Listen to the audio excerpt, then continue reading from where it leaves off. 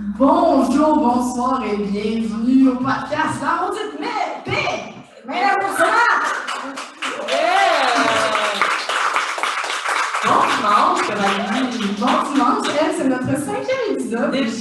Déjà, ça passe trop vite. Ça passe trop vite la fin du monde.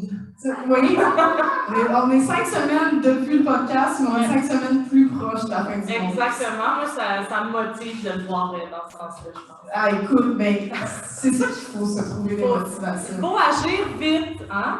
Il faut commencer à agir dès maintenant. C'est ça que ça veut dire. Exactement.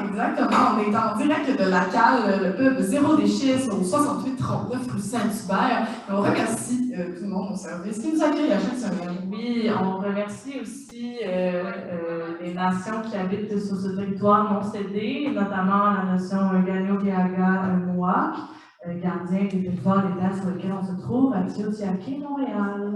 Exactement. On va dire alors nos invités dans un instant. Mais moi, je voulais dire quelque chose, un petit fun fact. Partage-moi ça. Par rapport à la reconnaissance territoriale, moi, j'ai vu un TEDx hier.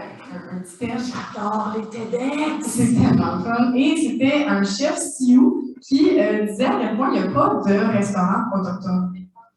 C'est vrai qu'il n'y en a pas. Ça existe comme pas, puis c'est super dur de trouver c'est quoi la bouffe qui avait pré-contact. Donc, le pré-contact des Européens, on connaît tous la bannique, qui était comme un classique, mais même la bannique, il paraît que c'est pas un nom autochtone.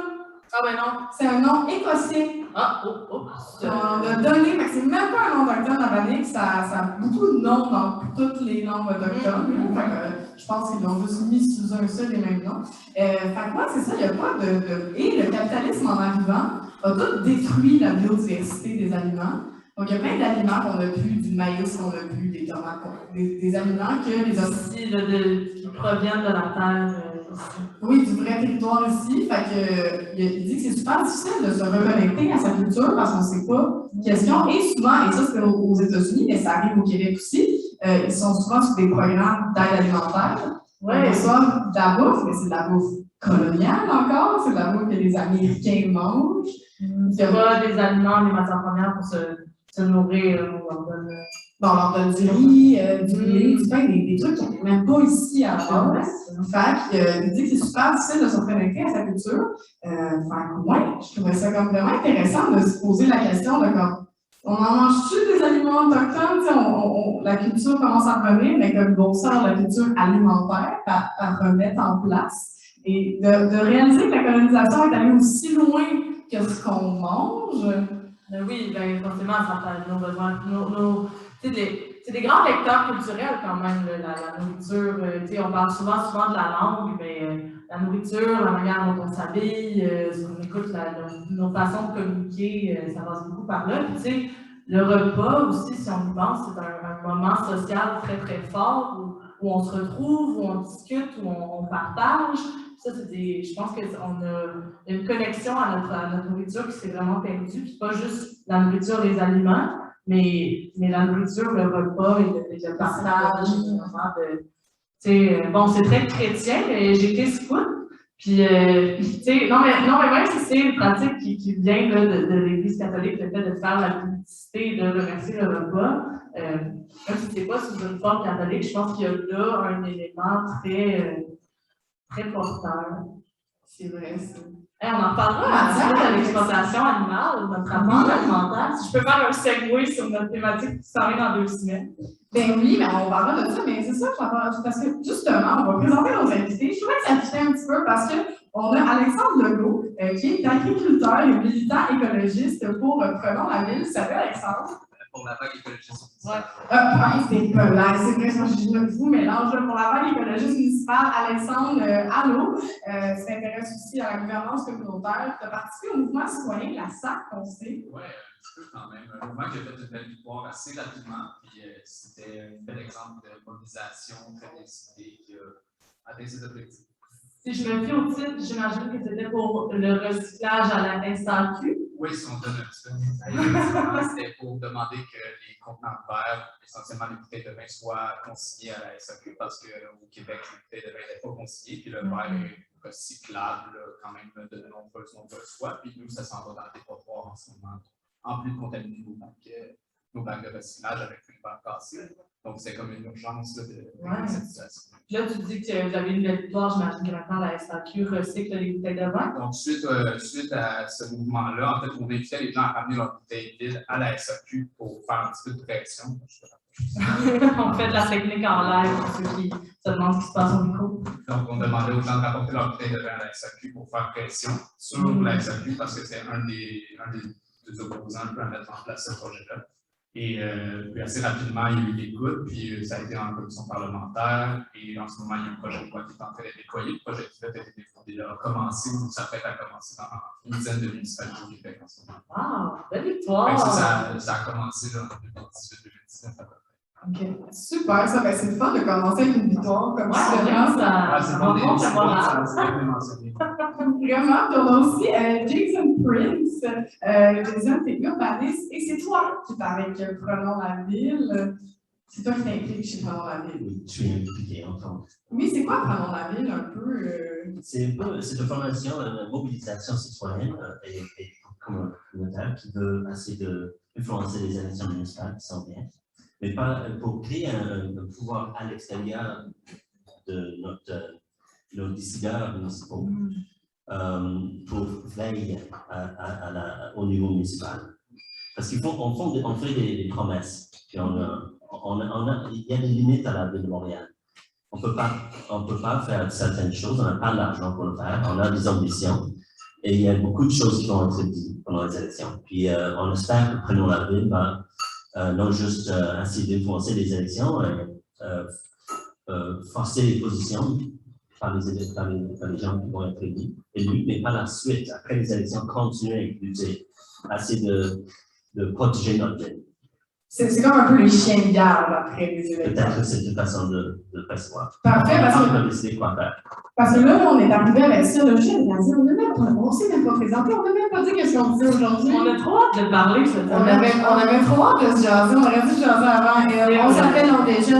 Mais cette semaine, on parle de la décentralisation des pouvoirs, / la localisation, / du municipalisme libertaire. Il y a plein de slash parce qu'il y a plein de noms différents à ce genre de pensée-là.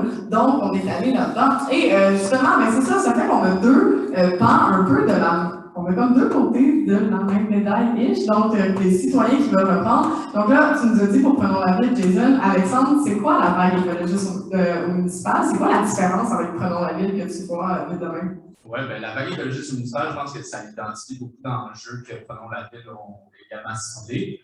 Nous, ce qu'on avait vu également, c'est que là, il y avait des élections municipales qui arrivaient cet automne, le 7 novembre.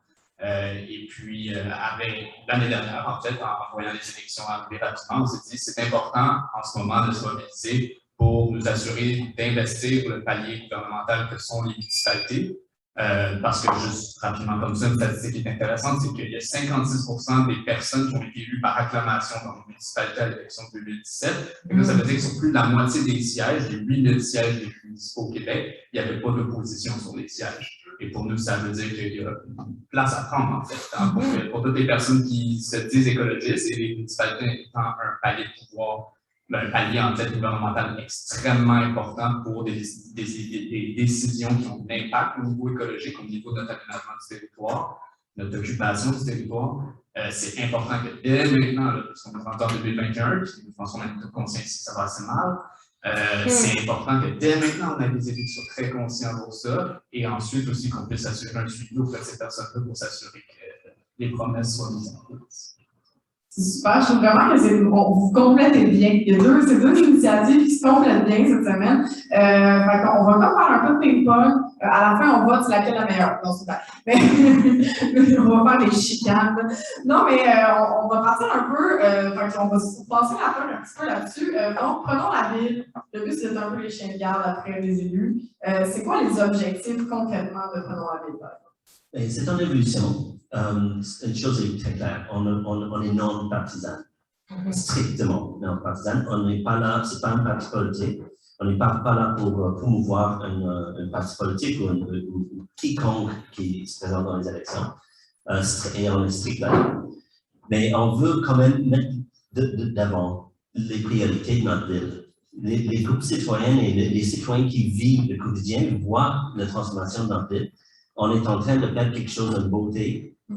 Et si on regarde les autres villes, à Paris par exemple, à New York, à Toronto, Vancouver, on est en train de perdre nos vies, nos milieux de vie et notre abordabilité. Et puis, si on n'agit pas maintenant, on va perdre la beauté de Montréal. Et alors, on est dans la crise. La maison est en feu. Ouais. Et on peut faire des ententes à l'international, mais c'est au niveau des villes, à travers le monde, les modifications, les changements et les impacts, on va faire l'impact localement. Alors, mais on n'a pas à Montréal et à travers le Canada, on n'a pas les pouvoirs ni l'argent pour effectuer les changements nécessaires. Il y a un problème. On pose la question, on n'a pas de réponse claire. Et on pose la question, je crois qu'on essaie de poser la question comme il faut, et on veut que nous agissons ensemble face à ce problème. Tu dis manque d'argent, excuse-moi. Non, mais j'allais en fait demander dans le but de mieux comprendre. On parle de chien de garde et tout ça.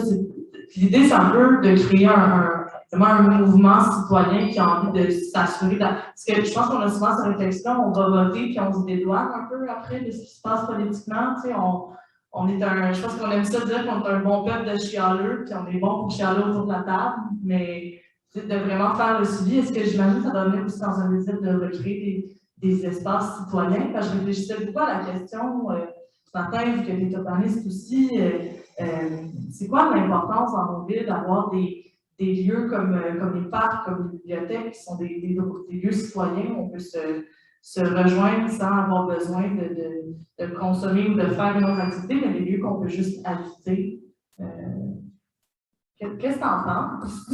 C'est quoi la question? Oui, c'est ça, hein, il y avait comme plusieurs questions. Non, c'est correct. Je fais tout le temps ça, j'espère que les gens vont remarquer. Mais on n'est pas chez ton psy, là. Ben moi, c'est pas les questions, première que moi, je vais faire des blagues en arrière, c'est correct.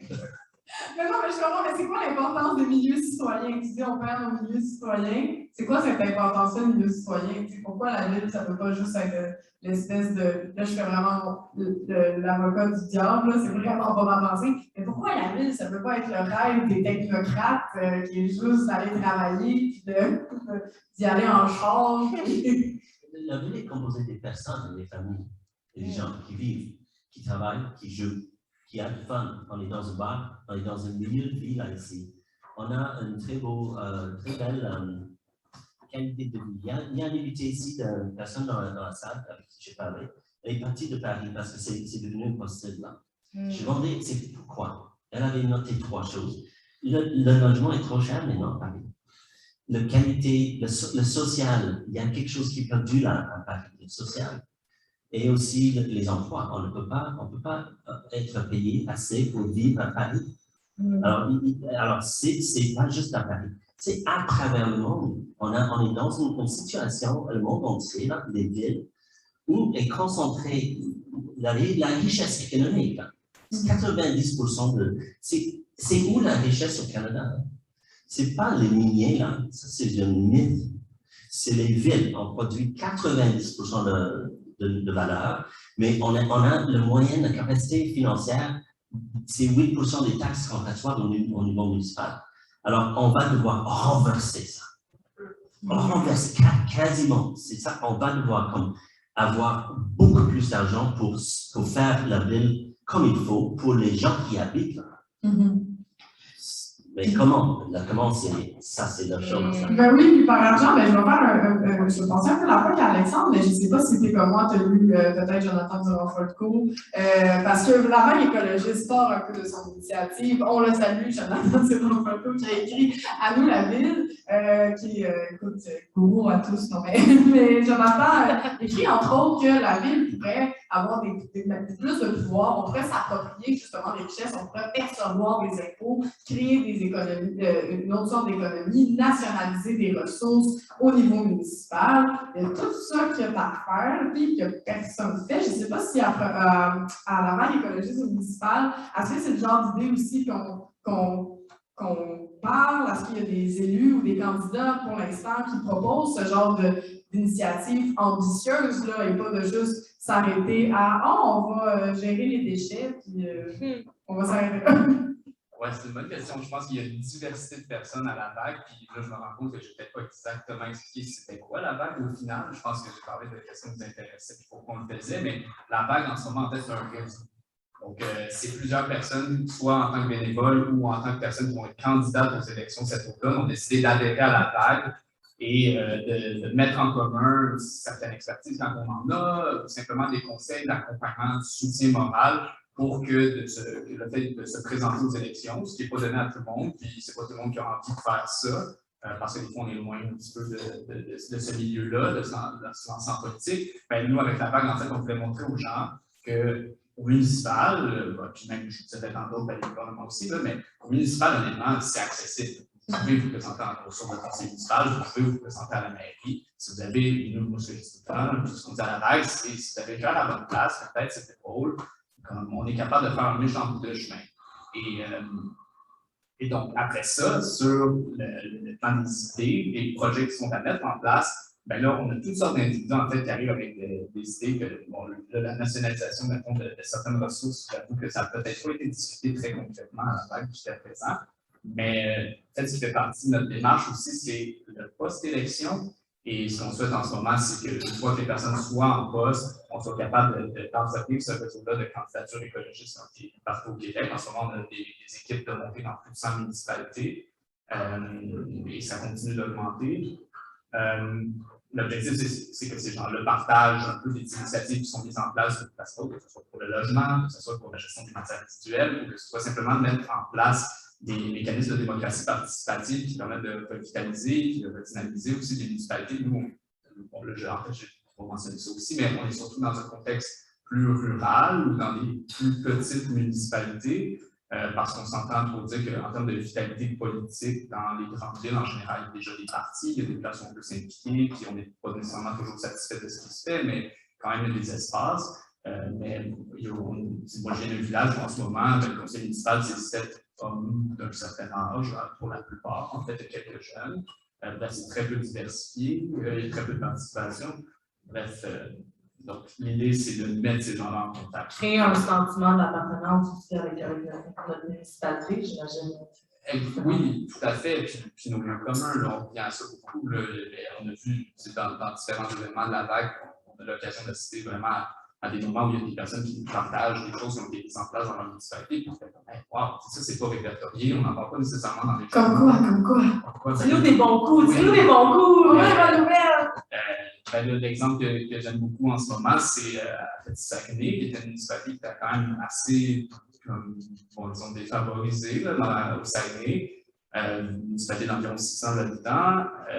Le maire, Philome Lafrance, a mis en place avec son conseil et sa population différents mécanismes jusqu'à voter le budget de la voirie, donc de l'entretien des routes, en budget participatif.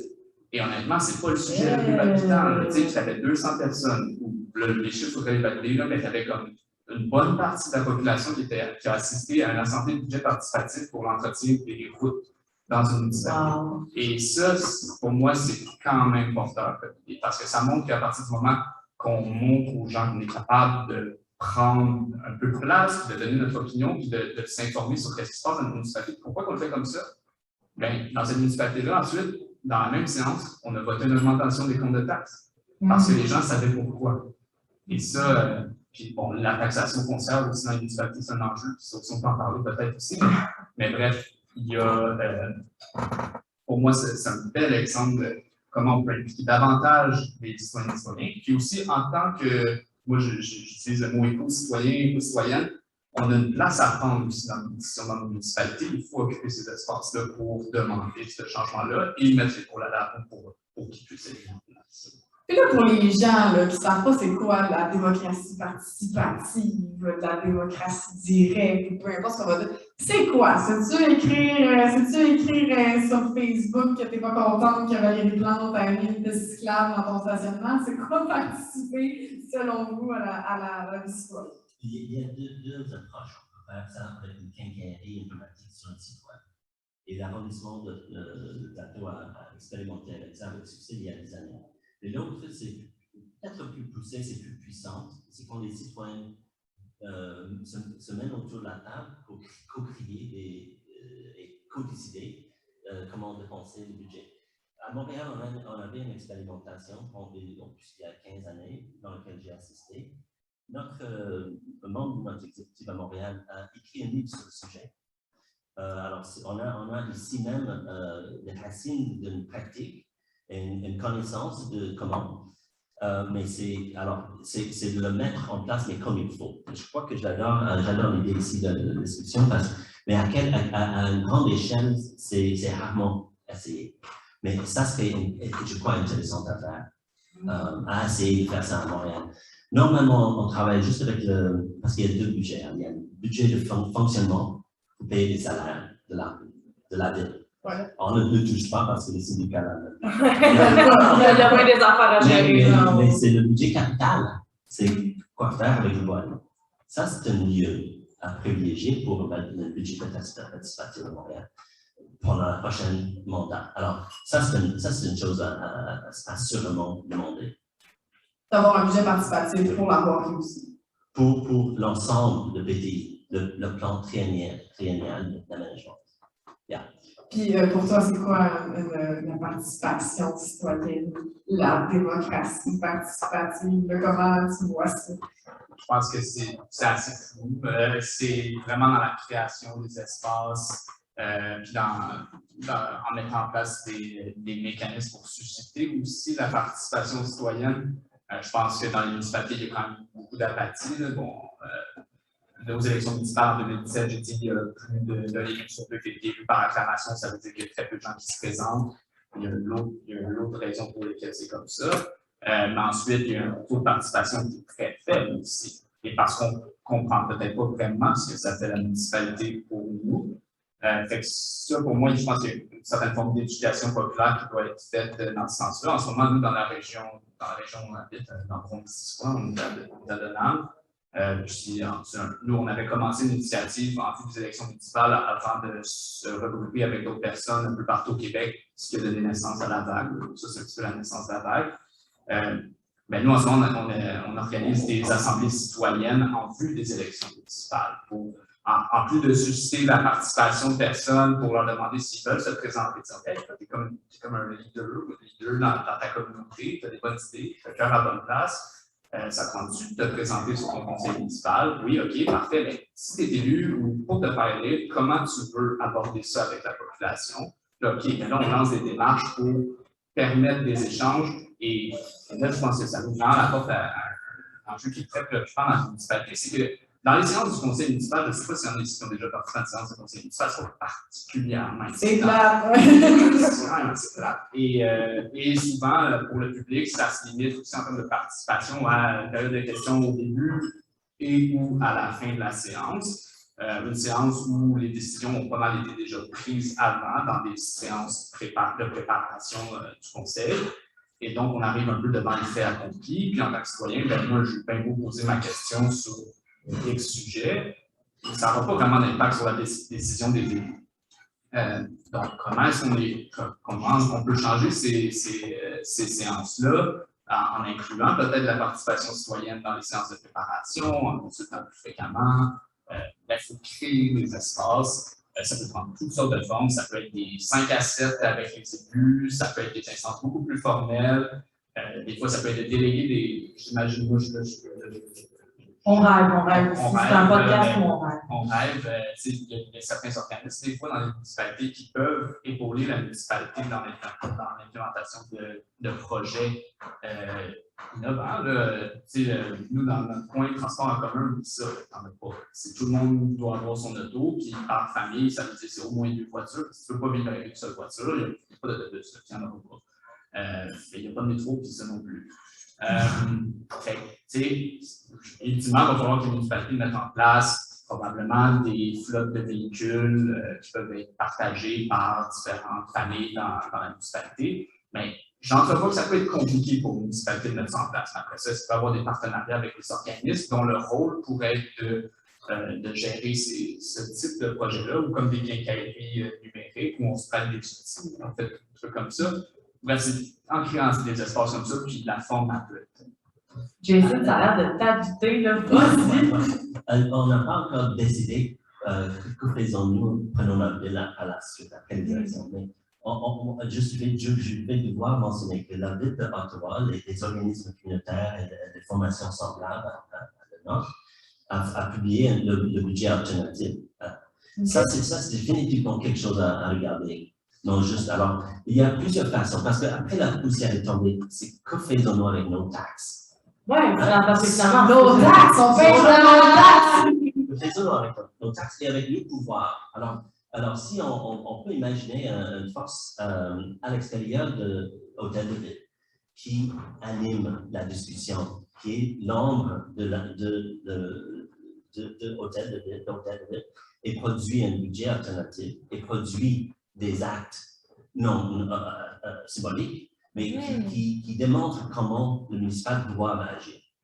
Et puis là, moi, je vais rentrer. Moi aussi, j'ai pas d'affaire à dire. Je sais, ça vite, là, c'est beau à voir. Mais moi, ça n'a pas de bon sens, parce que moi, le municipalisme libertaire, c'est honnêtement mon idéal politique. C'est quelque chose que C'est quoi ça, le municipalisme libertaire? Ben, je vais te le dire, ben, ça ressemble un petit peu à ben, des théories anarchistes, mais de gérer tout notre territoire en petites communes, puis que les communes se parlent, puis que là, c'est même qu'on gère ça, mais qu'on gère plus au niveau citoyen, plus petit, que tout le monde gère son affaire. Des gouvernances proches du monde. Exactement, proches des humains. Puis, ce que je voulais dire là-dessus, c'est que justement, avec ce que tu as dit, Alexandre, je passe un peu là-dessus par exemple, en Inde, ils ont commencé à faire des regroupements citoyens de cyclistes pour demander c'est où qu'on devrait mettre des lignes, des voies cyclables pour que ça soit bien aménagé dans le quartier. Et là, je dis cet exemple-là parce que, par exemple, à Laval, j'ai entendu beaucoup de cyclistes de Laval chialer là-dessus, c'est que c'est pas, on ne peut pas passer d'un quartier à l'autre à Laval. Donc, ils ont fait des belles pistes cyclables à côté, par exemple, de la rivière des Îles. Right? On pense. OK, c'est bon, on va souvent à Laval, la gang, ils ont mis. Mais ils ont mis des belles pistes cyclables au niveau des parcs nature, etc. Mais ces pistes cyclables-là, souvent, arrivent à un cul-de-sac. Donc, ça arrive à aucun commerce, aucun soin. Ça n'a pas été réfléchi dans le concret de la vie des gens. Là. Ça a été fait de façon théorique par des pousseux de crayons à quelque part qui ont pensé des belles idées. Exactement, qui regardent ça, qui fait on pourrait mettre une piste cyclable là, ça ne va pas trop déranger. Et au final, les citoyens ne l'utilisent pas et on a le classique des gens qui font ouais, ben là, j'ai payé ça avec mes taxes, puis il n'y a pas de cycliste dessus. C'est normal, il n'y a pas de cycliste dessus. Les cyclistes qui ont besoin de se déplacer ne les utilisent pas parce que c'est des pistes cyclables de plaisance, qu'on appelle. Donc, il y a des villes dans le monde, comme je disais, en Inde. Il y a beaucoup de la fameuse ville de l'Inde. En Inde, il y a des villes qui ont fait ça, donc vraiment de pogner les citoyens, de faire aussi que vous aimeriez avoir des pistes cyclables pour savoir vraiment où il faut les implanter. Puis moi, ben, petit shout-out à Valérie Plante, c'est vraiment difficile à Montréal de passer d'un quartier à l'autre. C'est très, il y a des quartiers qui sont super le fun à être en vélo dedans. Par exemple, le quartier Verdun, mais se rendre à Verdun. L'enfer. C'est impossible. C'est terrible. J'habitais à Verdun, c'est la pire expérience de ma vie, pas pour le quartier, mais pour le déplacement. C'était vraiment horrible. C'est ça, il faut penser ça ensemble, il faut penser à qui doit faire ces changements-là, puis c'est pas nécessairement juste à la ville et aux décideurs de le faire, parce que les décideurs ont d'autres priorités, mais c'est à la ville aux citoyens de le faire. Hey, moi, je veux une piste cyclable. Voilà, c'était mon grain de Entre le coup citoyen. Exact. Mais oui, parce que toi, t'es urbaniste aussi, ça arrive-tu? On est-tu déjà un peu en train de faire ça ou pas partout à Montréal? Il y a les plans d'urbanisme à travers la ville et dans l'histoire, puis il y a des bonnes et des mauvaises. À peu près 30% des plans d'urbanisme sont réalisés. Hein. 30? Oui. Bon. Parce qu'on rêve, mais on n'a pas de budget pour le réaliser. Le problème est que en urbanisme, c'est qu'on est là pour essayer d'inspirer les autres. On n'est pas là pour forcer la chose. Et c'est comme ça que ça fonctionne. C'est pas des militants, les urbanistes. C'est pas un force, c'est pas un pouvoir. Ouais. Alors, c'est une influence, on va dire. Mais on agit avec, dans notre ville et dans une ville, avec le privé. Et maintenant, le jeu privé, là, c'est qui joue dans la ville, hein, qui construit les tours de condos, qui ne sont pas pour les Montréalais. C'est impossible d'acheter pour les non-bons, les familles non-bons, là. Alors, c'est pour qui? Et c'est qui développe notre ville? Alors, la dernière fois qu'il y avait une vraie étude là-dedans, c'était dans les années 70. Oh, on est en retard un peu. Ouais. Et puis, on est dans une vague depuis 15 ans de transformation dans le ville. Et les privés achètent tous les morceaux et démolissent les derniers morceaux de verdure, là, les espaces humides, et puis les organismes sont là en effet, pour les aider, réaliser leur projet immobilier pour enrichir les propriétaires des instances. Là. Et avec quelle fin là? Alors, peut-être une chose qui est incontournable. Prenons la ville a écrit quelques pages dans lesquelles on a essayé d'articuler les essentielles choses à faire. Toute propriété publique qui reste à Montréal, municipale, fédérale, provinciale, même les universités qui sont quasi publiques, les églises payées par les gens qui ont bâti les églises, on va devoir les protéger chaque centimètre incontournable et on va devoir le faire tout de suite parce que ces lieux vont être vendus et quand c'est vendu, c'est fini. Alors on doit protéger nos actifs publics dès maintenant sans aucun autre stationnement ou bâtiment vide ou un petit coin là d'espace là pavé là qui est public ne doit pas jamais être vendu. Ça a l'air bien d'accord, Alexandre. Ah, très d'accord. Puis je pense que la pression est forte. Hein. Les valeurs immobilières, c'est beaucoup d'argent, puis c'est beaucoup d'argent que les municipalités n'ont pas dans leur liquidité en ce moment pour mettre en place toutes sortes de projets dont on peut rêver. Et pour moi, comme je pense que l'éléphant dans la pièce, on l'a déjà mentionné, le problème, c'est aussi les revenus des municipalités en ce moment. Ouais. Bon, en moyenne, je n'ai pas les chiffres, je ne sais pas les chiffres, mais c'est ça. La taxe foncière est responsable souvent d'environ 3/4 du financement des municipalités. C'est quoi les taxes foncières? La taxe foncière, c'est la taxe qui est imposée aux propriétaires de propriétés. Okay. Donc, de biens immobiliers, une taxe foncière sur le terrain, et ça varie, les taux varient selon la valeur de la propriété, selon les municipalités, et puis c'est prévu par la ville, et ça sert au budget de fonctionnement, au budget de différents budgets. Ça, c'est une des seules sources de revenus autonomes de ville. 75% pour la ville de Montréal, presque. OK. Puis au Québec, en général, à la grandeur, c'est pas mal toujours ça. Et c'est ce qui, en fait, c'est ça, pourquoi c'est défendre à la pièce, c'est ce qui fait qu'en ce moment, on permet à des développeurs immobiliers de construire les tours de condos qui valent plusieurs centaines de millions de dollars. Parce que ça, en termes de taxation foncière, c'est beaucoup d'argent pour une ville. C'est beaucoup d'argent. C'est pas tant la vente du terrain ou du lieu, c'est le revenu taxatoire. C'est pas un mot. Le revenu taxatoire après, c'est ça? Mais on a le welcome tax, le taxe bienvenue, là, oui. Qui est payé au moment d'achat. Ça, c'est une revenu intéressant pour la ville. Mais c'est les revenus des condos, par exemple.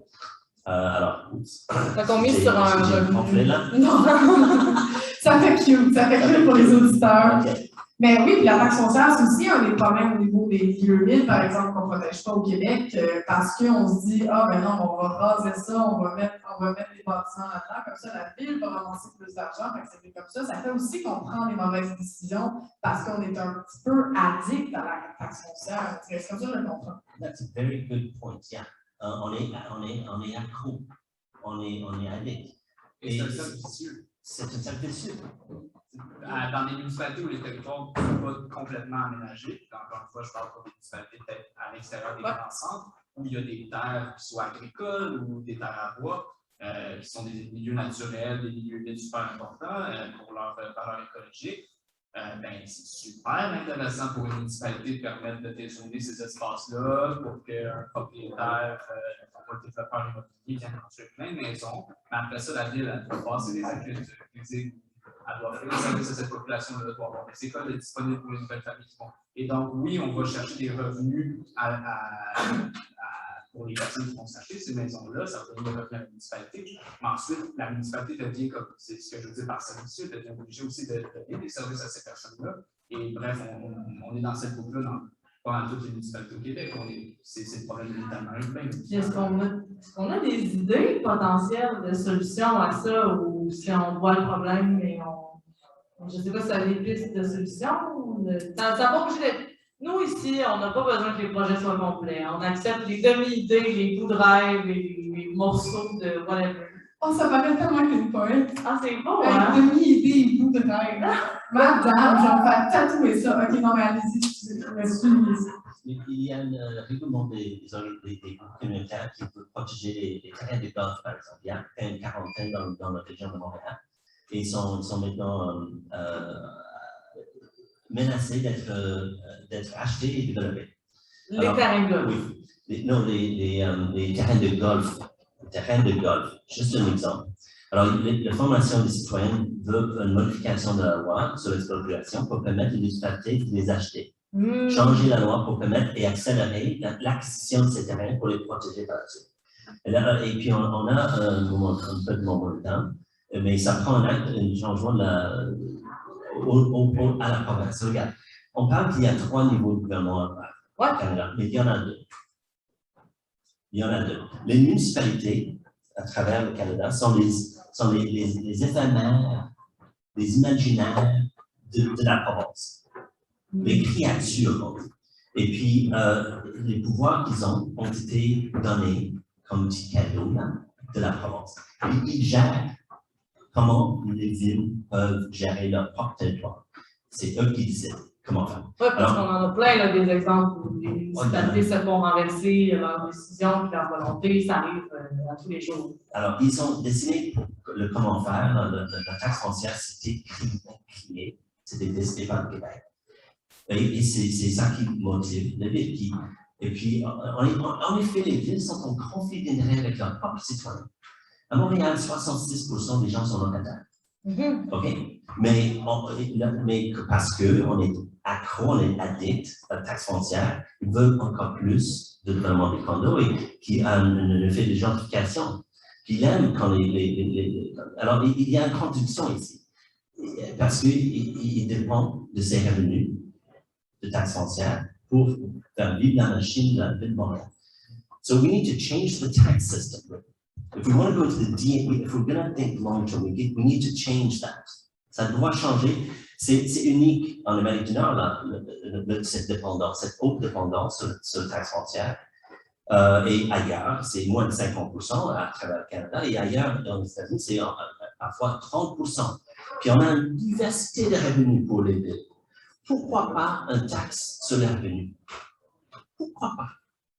Pour le remplacer, la taxe foncière par la taxe sur le revenu, les gens riches payent plus, et puis on fait vivre la machine de la ville, et on élimine cette conflit d'intérêts, puis les villes peuvent par la suite décider pas sur le revenu pour les prochaines 20 années. Là. Ils ne vont pas prendre des décisions sur ça, actuellement ils font. Ils vont prendre des décisions autrement, non? En tout cas, moi, oui, je rêve. Mais si je cherche des solutions, moi, je suis ici, on veut vraiment changer de dynamique dans le système de taxation. C'est le système.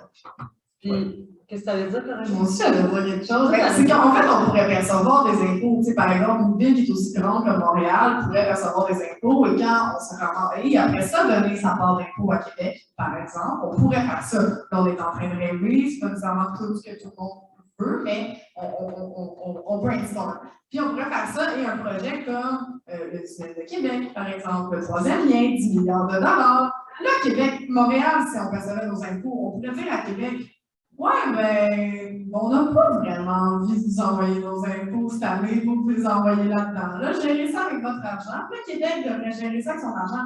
Est-ce que le Québec, avec ses habitants, aurait l'argent pour faire un tunnel à 10 milliards de dollars? Probablement qu'ils ne mettraient pas l'argent là-dedans. Fait que c'est bizarre aussi que comme collectivement, la province du Québec au complet va donner de l'argent pour un tunnel que seulement une minorité de personnes va utiliser. Alors que si cette minorité de personnes-là l'avait payé de leur taxe à eux, de leur poche à eux, ben peut-être qu'ils auraient pris une autre décision.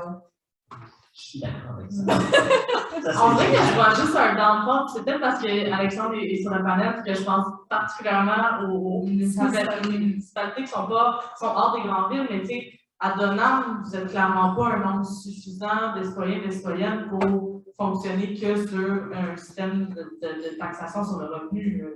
C'est une bonne question. En fait, moi, je ne me suis jamais posé la question directement. Je pense que dans les modèles qu'on a toujours entrevus, c'est que ça serait en fait un prélèvement qui serait fait par le provincial dans une entente avec les municipalités où il y aurait une redistribution proportionnelle ensuite. Ça, c'est un modèle qui serait probablement plus juste, là, effectivement, parce qu'il y a des municipalités de 300 habitants qui vivent largement de l'agriculture. Bon, peut-être que ça ne serait pas capable d'entretenir ces routes-là, effectivement. Mais ça reste de l'argent qui descend quand même du provincial aussi pour les municipalités. Mais non, tout à fait. Moi, je pense qu'une forme qui pourrait être intéressante, c'est que ça soit prélevé à même des impôts et que ça soit redistribué ensuite aux municipalités. Et de manière, je pense, généreuse en ce moment. Je pense que nous ici, on souscrit quand même à une idée selon laquelle les municipalités ont besoin de davantage de revenus pour financer davantage de projets qui vont dynamiser, occuper le territoire, qui vont jouer un rôle important dans la crise climatique, en créant des espaces verts, en créant des espaces de répit pour les personnes pendant, disons, une catastrophe quelconque, des canicules prolongées ou quoi que ce soit, mais aussi en créant des espaces verts qui vont servir de puits de carbone. Bref, il y a beaucoup d'argent qui doit aller dans les municipalités en ce moment dans le cadre de la crise climatique. Toi, tu es agriculteur aussi. Est-ce que ça se mélange, ces deux idéaux? Y a-t-il quelque chose que tu trouves qu'au niveau municipal, on devrait faire pour bénéficier de l'agriculture locale, par exemple? Ben, c'est le terme d'occupation du territoire, je pense, qui est intéressant. Puis, oui, pour moi, je pense que faire de l'agriculture, c'est très politique aujourd'hui.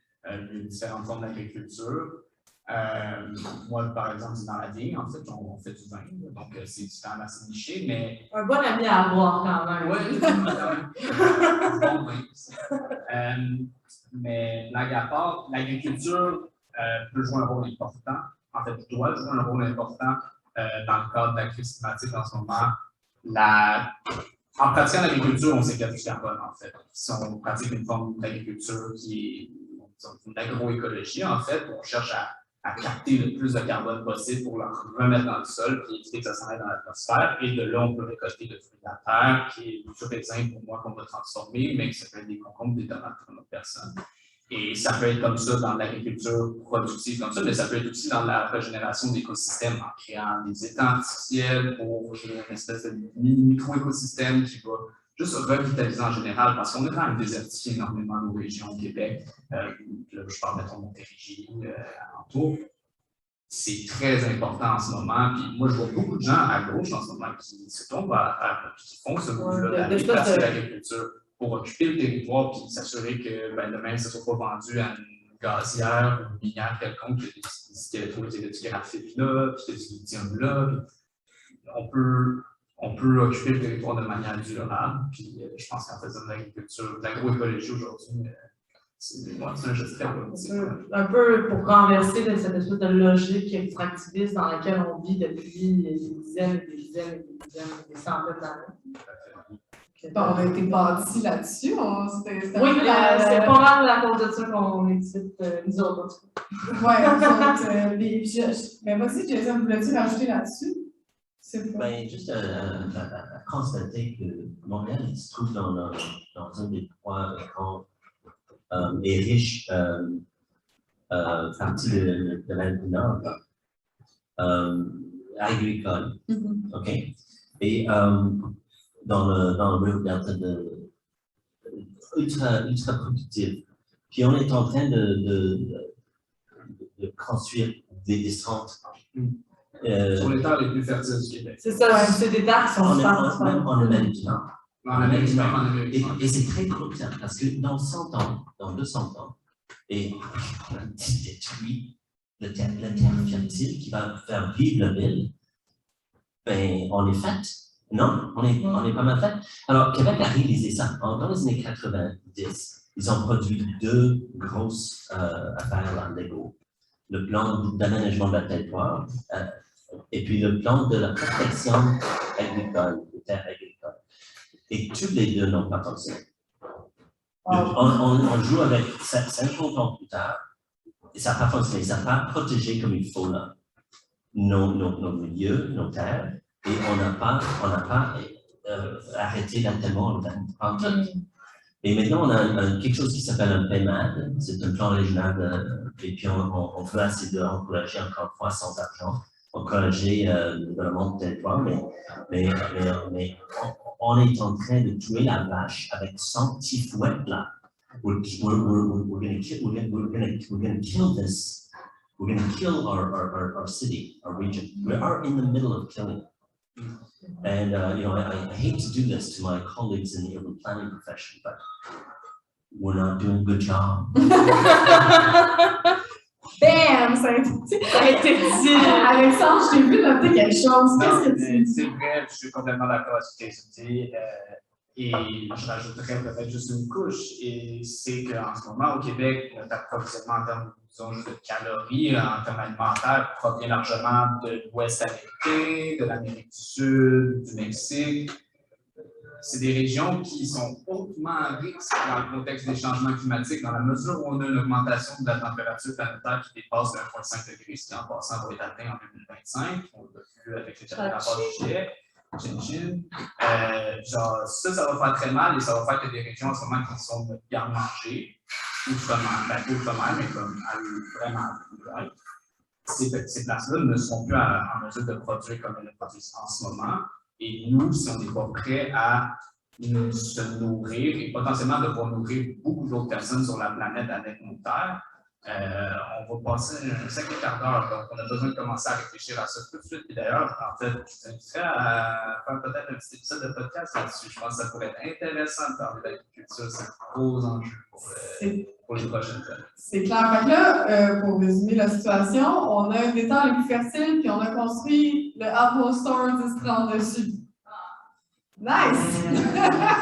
C'est sage, ça, hein? C'est très sage. C'est ça, mais c'est aussi que je pense qu'on oublie historiquement un peu de comment les villes sont arrivées. Tu sais, à Montréal, il y avait des fermes, il y a encore des fermes dans la circonscription de M. Legault, hein, dans Sainte-Anne-de-Beaupré, mais il y avait des fermes partout à Montréal, c'était comme ça, et c'est que ça grossit l'étalement urbain, ça grossit avec les usines et tout ça, mais à la base, pourquoi on est ici? C'est parce que ça poussait, parce qu'on avait besoin de la terre, c'est parce que les régions, les banlieues produisaient de la nourriture pour les grandes villes comme Montréal. Donc, c'est un peu fucked up que comme on est ici à cause de la bouffe et on a pavé ça.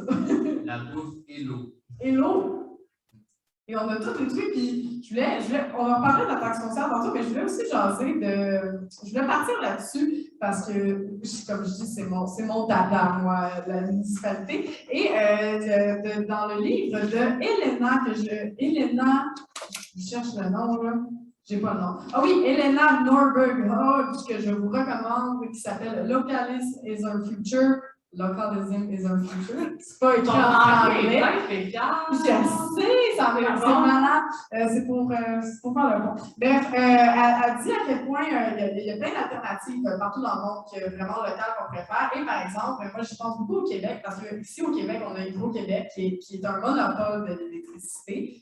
Même si on est bien fiers de l'avoir nationalisé, c'est un monopole. Et on a détruit des territoires autochtones, entre autres, pour faire beaucoup de barrages. Et on pourrait décentraliser l'électricité, mais ce n'est pas quelque chose que Hydro-Québec a envie de faire. Et pour vous donner un exemple très concret, à Puerto Rico, après l'ouragan Maria en 2017, l'île a été privée d'électricité pendant 11 mois. Donc, c'est très long et c'est des gens qui n'ont pas le droit de vote aux États-Unis pour le président, donc ils s'en foutaient pas mal beaucoup. Donc, les États-Unis n'ont rien fait et il y a des gens, des initiatives locales qui ont décidé de prendre en main ça et qui ont décidé de distribuer des panneaux solaires aux localités. Et maintenant, on est rendu avec plus de 35 communautés à Puerto Rico qui ont leurs propres panneaux solaires et ils peuvent même vendre l'électricité à d'autres économies autour. Donc, ils ont créé eux-mêmes leur richesse, ils l'ont décentralisé, puis maintenant, il y a beaucoup de ces communautés-là qui n'ont même plus besoin de l'apport en électricité des États-Unis, donc ils sont rendus quand même indépendants de ça. Et on se rappelle aussi qu'aux États-Unis, la majorité de l'énergie, c'est de l'énergie pétrolière, du charbon et ou du nucléaire. Alors là, eux, ils se sont débarrassés de ça parce qu'ils ont été face à au fait qu'il n'y avait plus d'électricité. Donc, on pourrait reprendre aussi des modèles comme il a été fait ailleurs, et c'est quand même un peu encourageant là-dessus, de cette décentralisation des pouvoirs. C'est oui, les pouvoirs, oui, c'est parlant des citoyens, mais c'est aussi la décentralisation d'une économie ou la décentralisation énergétique. Donc, même si au Québec, on est bien content d'avoir Hydro-Québec, mais il faudrait aussi penser à la décentralisation de cette énergie-là pour que tout le monde puisse en profiter. Mais au Québec, il y a à peu près une demi-dizaine de villes qui contrôlent leur propre hydro. Ils achètent en gros de Québec et ils opèrent la machine localement, entre autres la ville de Rosemont, depuis des décennies. OK, alors pourquoi pas un Hydro Montréal? Alors, c'était une proposition dans le chapitre que j'ai écrit dans le livre que va être publié dans 2 semaines. Un guide citoyen de Montréal. Voilà. Un petit plug. Puis la proposition, c'est intéressant parce que si on peut contrôler notre propre, on achète, on ne va pas détruire Hydro-Québec, on va acheter en bloc et on va créer notre propre réseau de distribution. On peut par la suite jouer avec des bénéfices pour les gens qui installent géothermie, où on peut faire réduire le coût pour le métro, par exemple. On peut éliminer les 160 millions qu'ils payent actuellement pour Hydro-Québec, pour encourager, alors pour réduire le coût du transport en commun. Et puis, on peut identifier les essences qui utilisent toujours le charbon, mazout, thermales, les solutions thermales, et par la suite les cibler avec des carottes ou les bâtons. Okay? Mais la ville va pouvoir alors avoir le contrôle. Ils peuvent même installer, comme à New York, à large échelle, éolienne. Alors, il y a tout, et puis pour réduire le coût. Alors, il y a toutes sortes de possibilités. Mais c'est certain que tous les observateurs de l'évolution de l'énergie, c'est que ça va devenir petite et locale. Moi, je continue à. J'arrête pas de penser depuis tantôt. On avait reçu Pascal Mieux au deuxième épisode du podcast, puis Pascal nous parlait que dans un des projets de coopérative immobilière où il réside, il se chauffe avec l'énergie produite par le building d'à côté, qui est une entreprise technologique, qui a donc énormément de serveurs Internet qui produisent une quantité de chaleur astronomique. Il se sert de cette énergie-là pour se réchauffer. Montréal parce qu'on n'arrête pas de vouloir se vendre comme étant une technopole, puis de vouloir donc bien créer et amener des Microsoft de ce monde et des Ubisoft et des compagnies. Juste cette énergie-là pourrait être reprise par la ville. Elle est juste là-dessus. Littéralement, on chauffe le dehors. Oui, littéralement, on chauffe. Littéralement, on chauffe le dehors. Moi, j'avais ajouté quelque chose là-dessus, parce qu'en fait, je trouve ça intéressant, la discussion sur l'hydro. Mais par contre, il faut mentionner qu'en ce moment, à Mégantic, au Québec, on a un projet pilote de microcircuit qui vise à développer des systèmes de production énergétique qui peuvent être autonomes et contribuer au réseau à la fois. Puis bon, fait que ça, c'est en cours en ce moment. Je sais qu'on n'est pas rendu, puis c'est pas partout. Mais il y a quand même une intention d'aller dans cette direction-là, puis je pense qu'ils en sont conscients. Puis ensuite, cette réflexion-là, ça a se fini dans le Jason, puis ça m'a fait me questionner l'idée de donner, mettons, une municipalité une certaine responsabilité en termes de gestion des énergies à un niveau très localisé. Et là, je me suis demandé si, admettons, chaque municipalité, parce que nous, dans le thème de la décentralisation, c'est intéressant, si on demande à chaque municipalité d'administrer localement son énergie, qu'est-ce qui devient du rôle d'Hydro-Québec, autre que, disons, le fournisseur principal ou grossiste d'énergie au Québec? Et est-ce que ça, en soi, c'est peut-être pas un problème ou c'est éventuellement s'il y a une déresponsabilisation d'Hydro-Québec envers les citoyens parce que c'est une municipalité qui ont tout fait? Et finalement, le problème que ça pose pour moi, en termes de discussion sur la décentralisation, puis je suis largement en faveur de la décentralisation, complètement bien, mais ce qui est central à ce débat-là, au final, tout le temps, c'est à quel point. Et parce qu'on peut dire la centralisation en santé qui a été faite, la centralisation en éducation, la centralisation de pouvoir et le manque de ressources au niveau des municipalités, c'est tous des graves problèmes. Et oui, on doit revendiquer une plus grande décentralisation, mais il y a quand même certains niveaux auxquels on va peut-être accepter que, effectivement, il y a un cursus scolaire qui est universel partout au Québec. Et donc, Hydro-Québec, pour terminer mon exemple, Hydro-Québec a le rôle de s'assurer que l'électricité est partout disponible équitablement sur le territoire du Québec et ne doit pas sous-contracter ce partage de l'énergie-là. Et c'est dans la façon dont on le fait que c'est important de s'attarder à ce détail. Il y a à peu près une quinzaine, une vingtaine d'années, Hydro-Québec était une seule entité. Et par la suite, ils ont utilisé ça en hydroproduction, hydrodistribution, blablabla. Et moi, j'ai écrit une lettre à le devoir à l'époque, et j'ai proposé une hydro-réduction. Parce que les mégawatts, si on incite les gens à réduire la consommation, par contre, ils ont été en train d'essayer de vendre chaque mois, dans ma facture, là, une machine qui est encore plus grande pour le chauffage de l'eau, pour la famille, blablabla, grande. Ils veulent encourager la consommation. Mais par contre, c'est bien au contraire. Alors, je crois qu'il y a une possibilité de faire quelque chose avec une ville comme Montréal, sans menacer le modèle d'affaires. Alors, à explorer, c'est un beau débat. Non, mais c'est intéressant. Je pense qu'on a souvent cette idée-là de la décentralisation des pouvoirs et de la municipalisation comme un retour à des silos fermés, alors que l'idée, au final, c'est un peu ça avec la vague écologiste municipale, c'est de créer un réseau de gouvernance décentralisée qui peuvent se parler et s'entraider. Il y a des personnes qui veulent arrêter de se parler, puis un peu, on va en reparler dans d'autres épisodes du podcast aussi en parlant de solidarité internationale et de responsabilité, mais je pense que la même chose s'applique au niveau des municipalités. Une grosse ville comme Montréal a une part de responsabilité à jouer sur les communautés qui l'entourent, les régions rurales qui l'entourent, ne serait-ce que parce que forcément, on va continuer à être la localité qui produit le plus de déchets. Qu'est-ce qu'on fait avec ça, puis comment on s'organise avec les communautés qui vivent autour de nous. Il va falloir que le monde se parle. Mais il faut que le monde se parle, puis je voulais conclure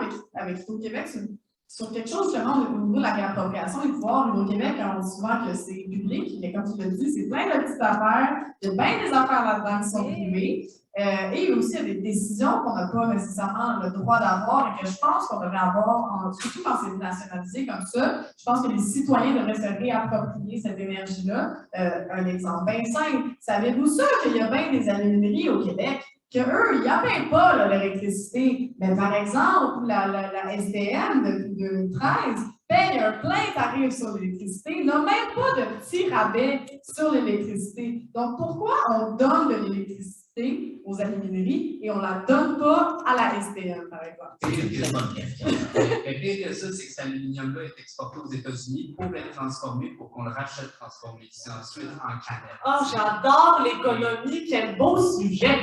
C'est ça, c'est pas cher. Mais ça s'appelle, c'est ça qu'on sait, on parle, il faut réduire ce circuit-là. Donc, justement, on l'envoie aux États-Unis, pourquoi on ne fait pas ici? Pourquoi on ne ramène pas ça? C'est aussi le même problème avec le bois. Le bois fait vivre des municipalités au Québec, mais malheureusement, il est transformé en Chine, aux États-Unis, alors qu'on pourrait aussi le transformer ici. Et ça garderait des jobs, puis on ne serait pas obligé de couper toute cette forêt-là. Hey, voyez comment c'est riche comme sujet! On pourrait en faire des épisodes d'entre 2, 3, 4, 5, 6, 7. Allez, arrête-moi, je vais continuer comme ça jusqu'à ce qu'ils soient rendus temps. Ben, vas-y. 11, 12. Non, mais on pourrait quasiment faire une saison complète sur le municipalisme, sur la localisation, sur à quel point on a un pouvoir en tant que citoyen, citoyenne, et on doit le reprendre, justement, pas le laisser, je pense, à des instances qui sont plus grosses que nous, mais de reprendre ça plus proche. Oui. Des bouts de rêve. Des beaux bouts de rêve. Mais merci d'avoir été des nôtres. Faut qu'on s'arrête parce que c'est ça la vie. Mais on a une dernière question quand même. Ah oui, on a une dernière question. C'est quoi la dernière question? C'est la maudite paix. C'est quoi pour vous la maudite paix? Qu'est-ce qui ferait que... C'est quoi votre idéal de société à vous?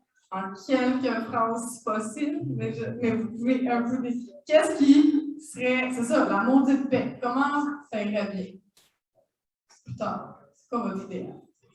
Mais on invite les lecteurs, auditeurs de signer la pétition, la chose, l'espèce de manifeste Prenons la ville. Il y a une pétition, un manifeste à signer. Il y a une mobilisation citoyenne. Et puis de le lire et de le soutenir. Alors, Alors, ça, c'est une chose. Je crois que un ami à moi m'avait dit, il y a 20 années, j'étais un peu perturbé là, elle m'avait dit que le seul milieu d'importance, c'est le municipal. Elle a dit ça, j'ai beaucoup de respect pour elle, elle avait dit ça sans hésitation, avec fermement là. Mais elle n'a pas expliqué le pourquoi. Et je travaille depuis 20 ans sur une réponse claire à ça. Pour moi, l'avenir du Canada passe par le municipal et je crois qu'on va devoir essayer de faire en sorte que nous sauvons la qualité de vie de nos milieux de vie, de nos quartiers, de nos villes. Et ça prend quelque chose, je ne sais pas exactement quoi, mais ça prend quelque chose de grand là. De grand et de sérieux citoyen là. Transversal, la population doit monter et essayer de demander, d'insister et d'avoir ça. So, ça c'est peut-être. Je veux une mobilisation citoyenne à grande échelle. Yes, on aime ça. Toi, Alexandre, c'est quoi la mobilité? Très d'accord avec C'est la guerre. Mais moi, je pense qu'en ce moment, je mentionnais d'entrée de jeu, il y a une place qu'on peut prendre et il faut déjà qu'on l'occupe. Et on a attendu pas mal trop. On est en 2021, la planète s'apprête à sauter, on est pas mal en retard. Cet automne, il y a des élections municipales, il y a tellement de choses qui peuvent être changées par le palier municipal. Il faut dès maintenant, n'importe qui se dit hey, moi, j'aimerais ça faire partie de la solution, c'est présentez-vous au conseil municipal en tant que candidat ou allez voir vos élus, puis là, commencez à travailler ensemble pour dire qu'est-ce qu'on peut changer dans notre municipalité. Pour réduire et atténuer la crise climatique dans notre municipalité, puis nous préparer à en vivre les conséquences, parce que ça ne sera pas drôle si on n'est pas prêt. Donc, présentez-vous aux élections, aidez les candidats à se faire élire, que ce soit des personnes écologistes, puis déjà là, on va être bien parti. Moi, je vais avoir la même certaine le jour où, en tant que citoyen et citoyen, on va reprendre le pouvoir politique qui est déjà disponible pour nous. Il y en a de la place qu'on peut prendre, prenons-la, puis après ça, à partir de là, on construit et on va en chercher plus. Hey, je suis primée, là, j'ai l'impression de sortir du gym, j'ai vu aller me battre dehors. Ben, c'est ça qu'on fait, on a demandé à des élus de venir se battre devant. J'arrête pas de dire qu'on va se battre. Qu'est-ce qui se passe? Je sais pas, c'est la lune, on est dans la saison des vierges. Merci. Merci vraiment d'être venu à notre podcast. Je pense que c'est vraiment intéressant. Il y a plein de pistes, de solutions à explorer. Allez voter le 7 novembre prochain aux élections municipales. Je sais que vous allez être tannés parce qu'il y a déjà des élections le 20 septembre fédérales, mais dites-vous que c'est important d'y aller à chaque fois. Il faut qu'on se fasse entendre. Il faut. Oui! Bien sûr. Yes. Et ben, on va faire les petites plugs de la fin. Donc, on rappelle aux gens d'aller voir la vague écologiste au municipal. Si vous voulez vous présenter ou si vous voulez vous impliquer en tant que bénévole, regardez ça. On regarde aussi Prenons la ville. On peut aller, si vous êtes un organisme ou même un citoyen, vous pouvez aller signer le manifeste Go-Go. Je fais partie des signataires, évidemment. Et Jason aussi va avoir un livre qui sort la semaine prochaine, si vous êtes. Super. Le guide citoyen de Montréal. Donc, on regarde ça. Merci encore beaucoup, les gars. Et vendredi, le 10 septembre prochain, il y a une manifestation. Oui. Dans le cadre de notre semaine sur l'antiracisme, on a une manifestation. Le racisme systémique existe. Cessez les excuses systématiques. Elle est bonne, hein? Oui. On se rejoint où, Marie? On se rejoint où? À 18h au Parc La Fontaine, tu ne savais pas? Hein? Ben non, mais je savais que c'est à 18h. Bon, mais c'est à 18h. Au Parc La Fontaine, parce que tout est dans tout. Et on remercie Bernard à la console qui est venu in extremis. On remercie au service Yasmine, Josh et aussi Gabrielle, Hélène et Florence en cuisine. Bon, je répète qu'on est à la cale, le pub Zéro Déchet, 6839 rue Saint-Hubert. On est ici tous les dimanches jusqu'au 31 octobre. Et aussi, je fais le petit appel pour Yasmine, qui est une des serveuses ici, qui, elle, récolte des tissus de coton afin de faire des serviettes sanitaires pour les personnes marginalisées de sa communauté. Donc, si jamais vous avez ça, des vieux t-shirts qui traînent chez vous en coton, ramenez-nous ça, on donne ça à Yasmine, puis là, tout le monde est content. La semaine prochaine, c'est l'antiracisme. GoFundMe? Oui, on va aussi. J'aime que tu dis juste GoFundMe.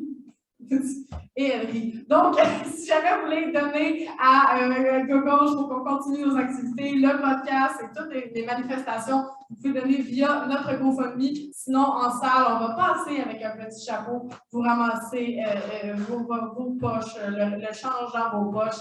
Et c'est pas mal ça. Merci. Jason Prince, Alexandre Legault, merci beaucoup d'avoir été des nôtres. Merci à tout le monde d'avoir été là. Et on vous souhaite une très belle soirée. Et l'amour est prêt.